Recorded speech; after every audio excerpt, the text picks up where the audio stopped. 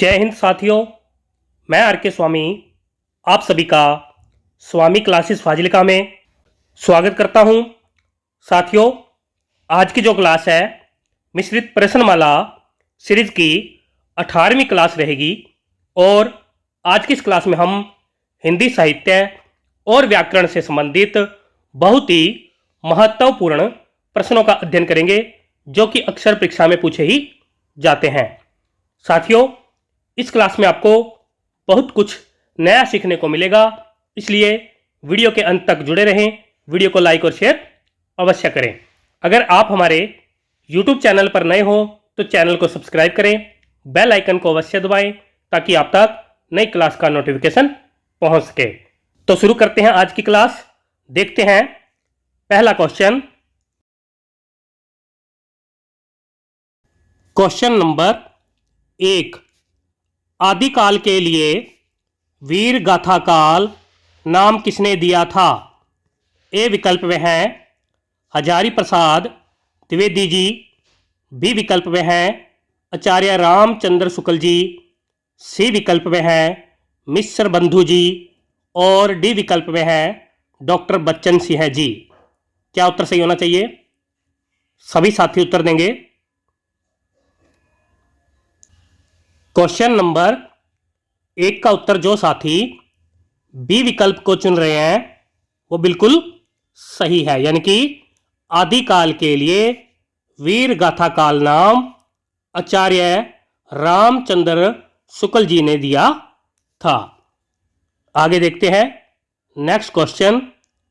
Question number 2, रघुकुल रीति सदा चली आई, प्राण जाए पर वचन न जाई, यह कथन किस कवि का है? ए विकल्प में है तुलसीदास जी, बी विकल्प में है सूरदास जी, सी विकल्प में है मैथिली शरण गुप्त जी और डी विकल्प में है सुमित्रानंदन पंत जी। क्या उत्तर सही होना चाहिए? क्वेश्चन नंबर 2 का उत्तर जो साथी ए विकल्प को चुन रहे हैं वो बिल्कुल सही है, यानी कि यह कथन तुलसीदास जी का माना जाता है। आगे देखते हैं नेक्स्ट क्वेश्चन। क्वेश्चन नंबर 3, मेरी तिब्बत यात्रा रचना किसकी है? ए विकल्प में है अगेजी, बी विकल्प में है राहुल सकृत्यायन जी, सी विकल्प में है रांगे राघव जी और डी विकल्प में है भारतेंदु हरीशचंद्र जी। क्या उत्तर सही होना चाहिए?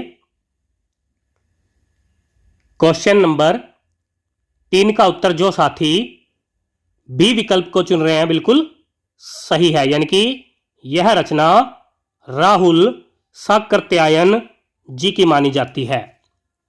आगे देखते हैं नेक्स्ट क्वेश्चन। क्वेश्चन नंबर 4, कवि बिहारी जी किसके लिए प्रसिद्ध है? ए विकल्प में है गद्य, बी विकल्प में है कवित, सी विकल्प में है जीवनी और डी विकल्प में है दोहा। क्या उत्तर सही होना चाहिए? क्वेश्चन नंबर 4 का उत्तर जो साथी डी विकल्प को चुन रहे हैं बिल्कुल सही है, यानी कि कवि बिहारी जी दोहों के लिए प्रसिद्ध है। आगे देखते हैं next question. Question number 5, Saket रचना किसकी है? ए विकल्प में है हरिओत जी, बी विकल्प में है अमृतलाल नागर जी, सी विकल्प में है मैथिली शरण गुप्त जी और डी विकल्प में है निराला जी। क्या उत्तर सही होना चाहिए? सभी साथी उत्तर देंगे। क्वेश्चन नंबर 5 का उत्तर जो साथी सी विकल्प को चुन रहे हैं बिल्कुल सही है, यानी कि साकेत रचना मैथिली शरण गुप्त जी की मानी जाती है। आगे देखते हैं नेक्स्ट क्वेश्चन। क्वेश्चन नंबर 6, संतन को कहाँ सीकरी सो काम, यह पंक्ति किस कवि की है? ए विकल्प में है नंददास जी, बी विकल्प में है श्याम सुंदर दास जी, सी विकल्प में है कुंभन दास जी और डी विकल्प में है विष्णु प्रभाकर जी। क्या उत्तर सही होना चाहिए?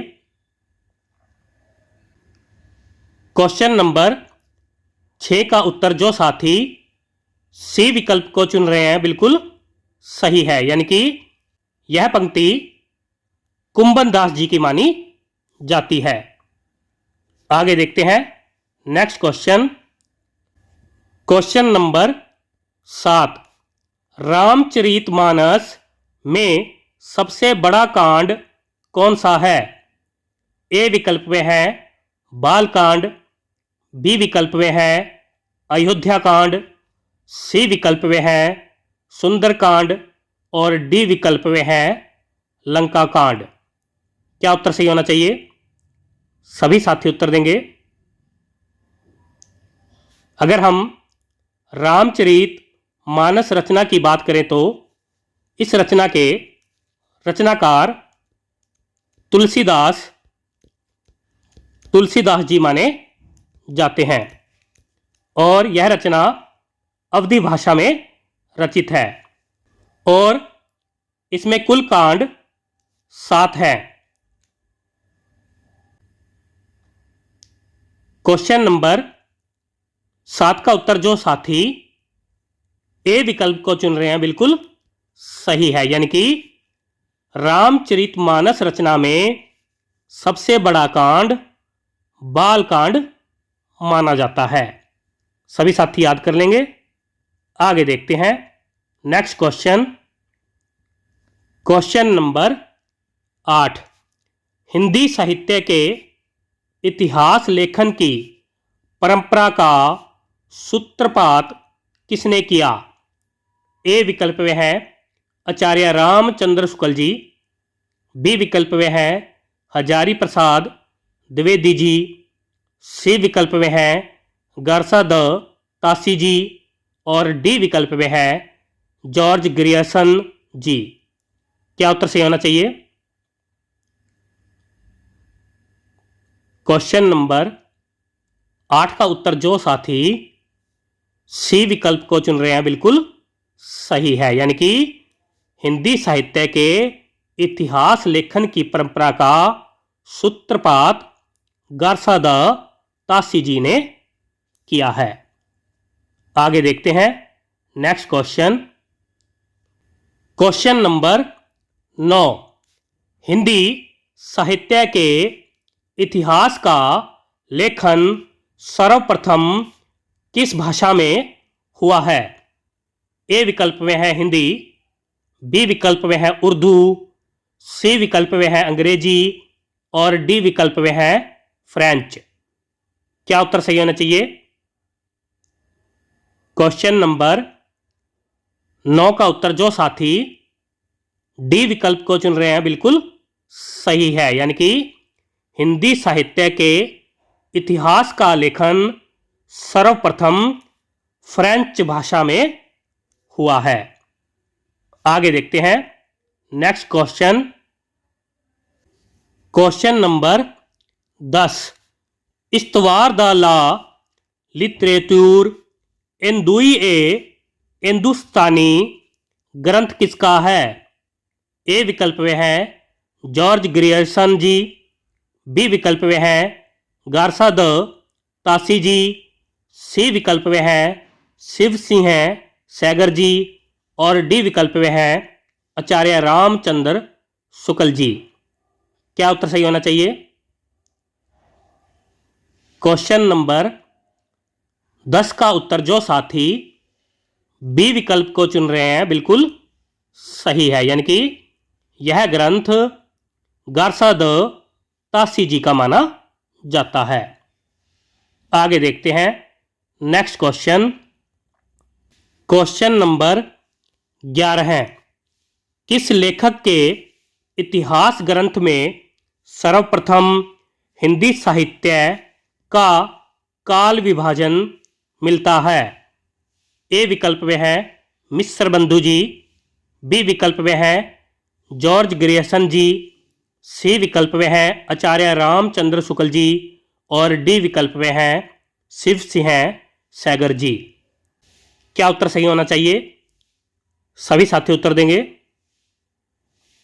क्वेश्चन नंबर 11 का उत्तर जो साथी बी विकल्प को चुन रहे हैं वो बिल्कुल सही है, यानी कि जॉर्ज ग्रियर्सन जी के ग्रंथ में सर्वप्रथम हिंदी साहित्य का काल विभाजन मिलता है। आगे देखते हैं नेक्स्ट क्वेश्चन। क्वेश्चन नंबर 12 है, किस लेखक ने अपने इतिहास ग्रंथ में लगभग 5000 कवियों का विवरण दिया है? ए विकल्प में है शिव सिंह सैगर जी, बी विकल्प में है आचार्य रामचंद्र शुक्ल जी, सी विकल्प में है मिश्र बंधु जी और डी विकल्प में है डॉक्टर रामविलास शर्मा जी। क्या उत्तर सही होना चाहिए?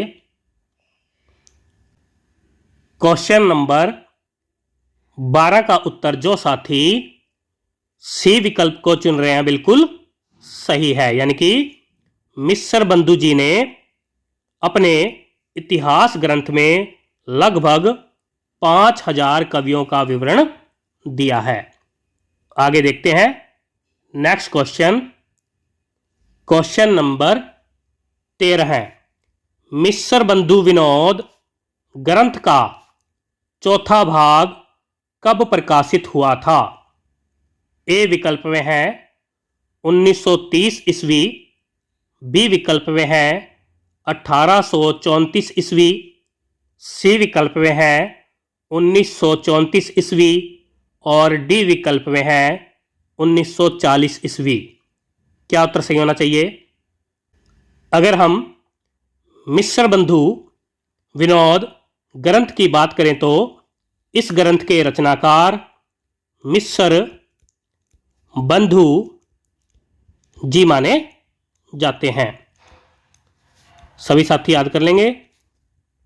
क्वेश्चन नंबर 13 का उत्तर जो साथी सी विकल्प को चुन रहे हैं बिल्कुल सही है, यानी कि मिश्र बंधु विनोद ग्रंथ का चौथा भाग 1934 ईस्वी में प्रकाशित हुआ था और इसके पहले 3 भाग जो हैं 1913 ईस्वी में प्रकाशित हुए थे। आगे देखते हैं नेक्स्ट क्वेश्चन। क्वेश्चन नंबर 14, 12 बरस लो कुकर जीवै अरु 13 लो जिया सियार, यह कथन किसका है?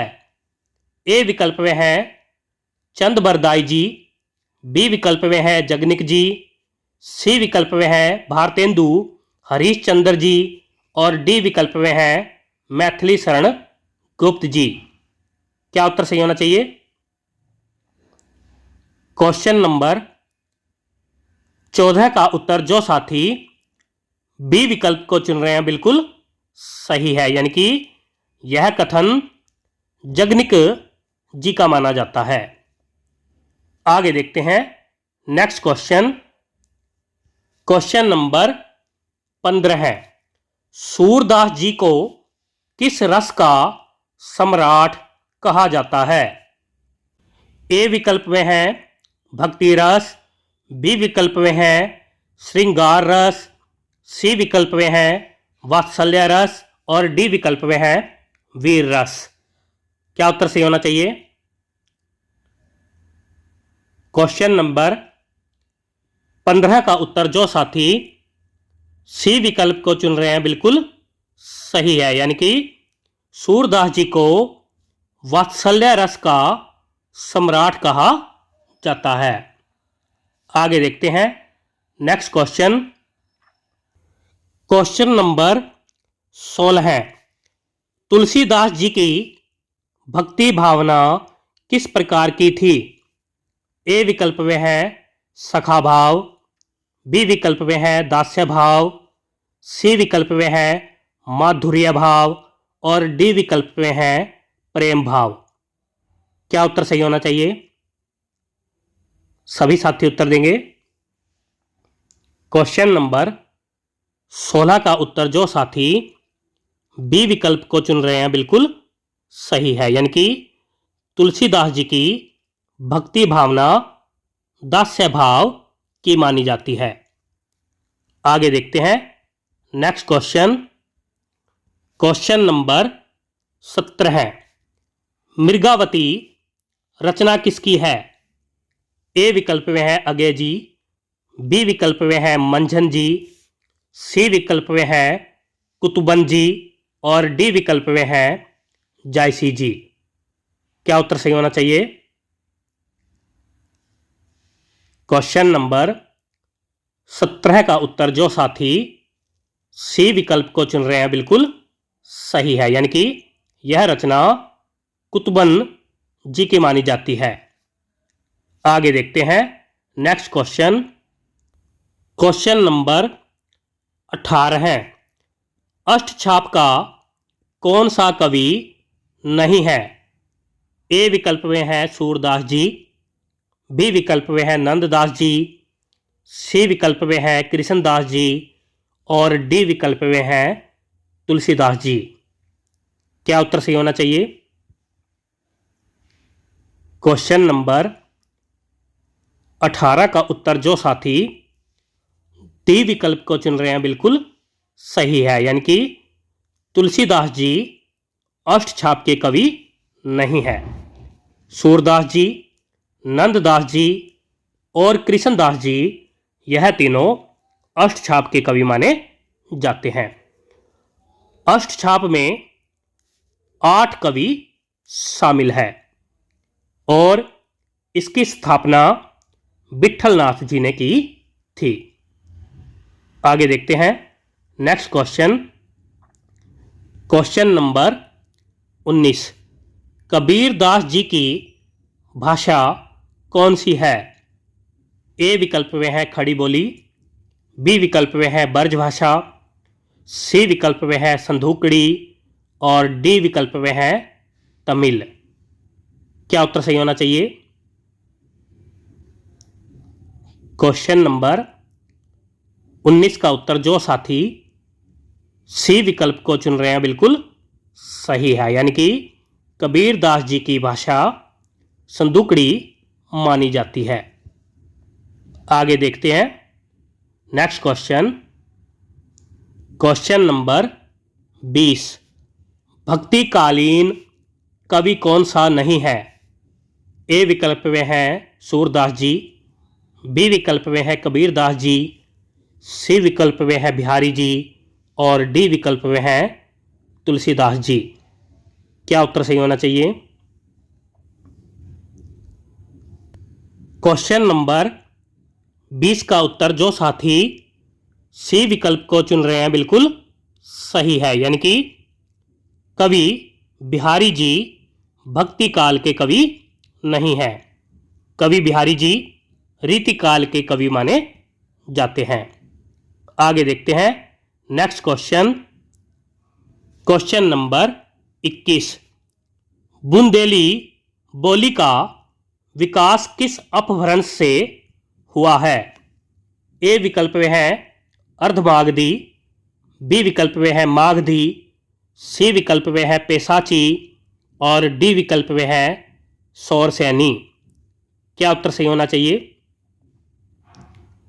क्वेश्चन नंबर 21 का उत्तर जो साथी डी विकल्प को चुन रहे हैं बिल्कुल सही है, यानी कि बुंदेली बोली का विकास सौरसैनी अपभ्रंश से हुआ है। आगे देखते हैं next question. Question number 22, Urdu भाषा को यामनी भाषा किसने कहा है?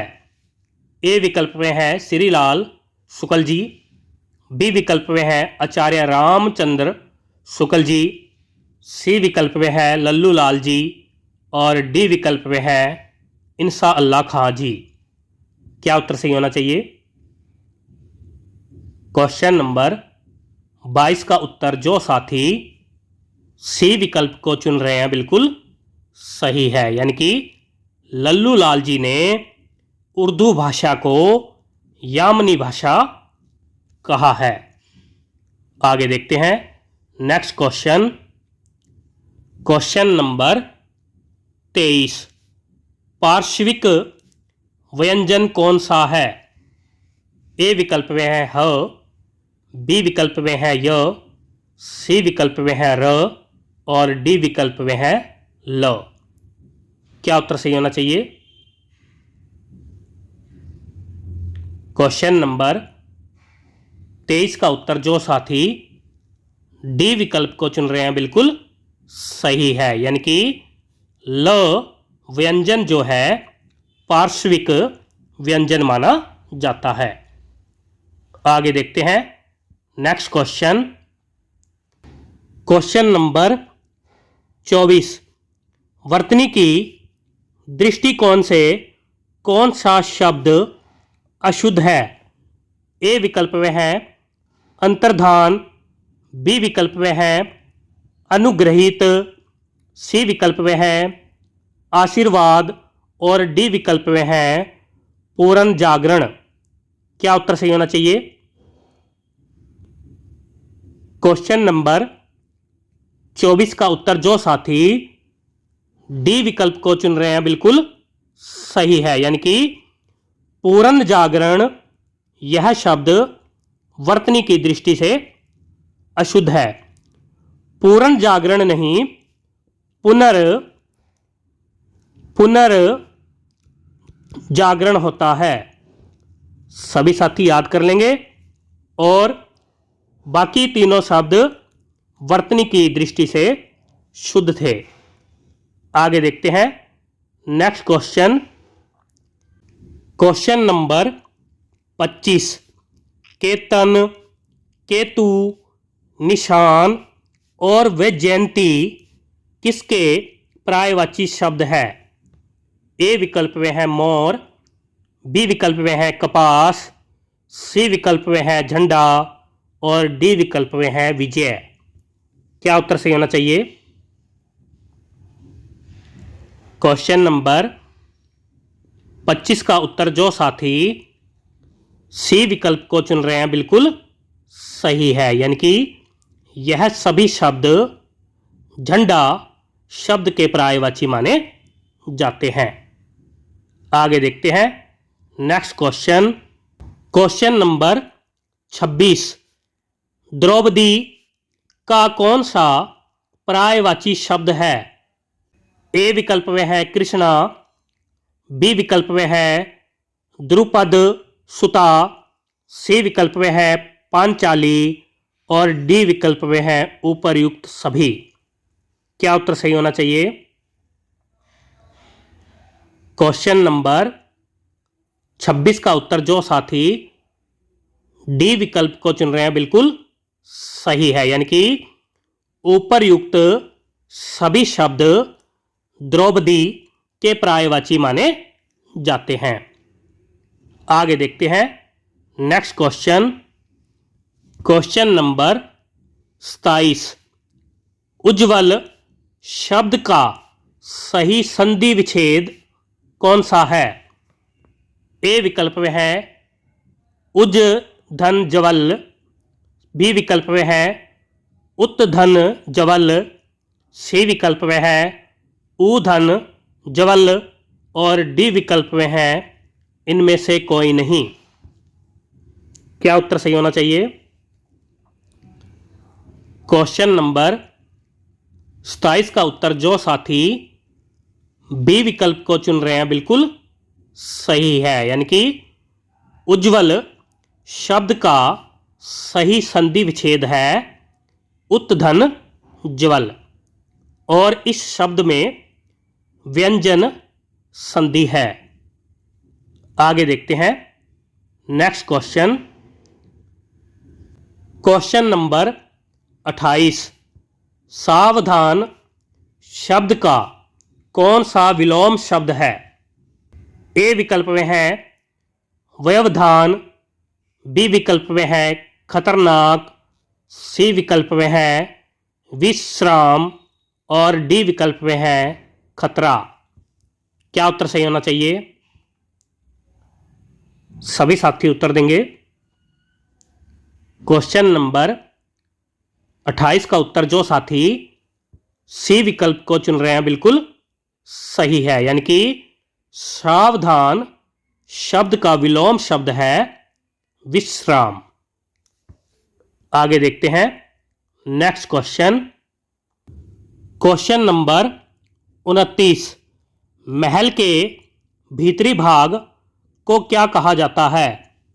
ए विकल्प में है भीतरी तल, बी विकल्प में है अंतःपुर, सी विकल्प में है अंतेवासी और डी विकल्प में है इनमें से कोई नहीं।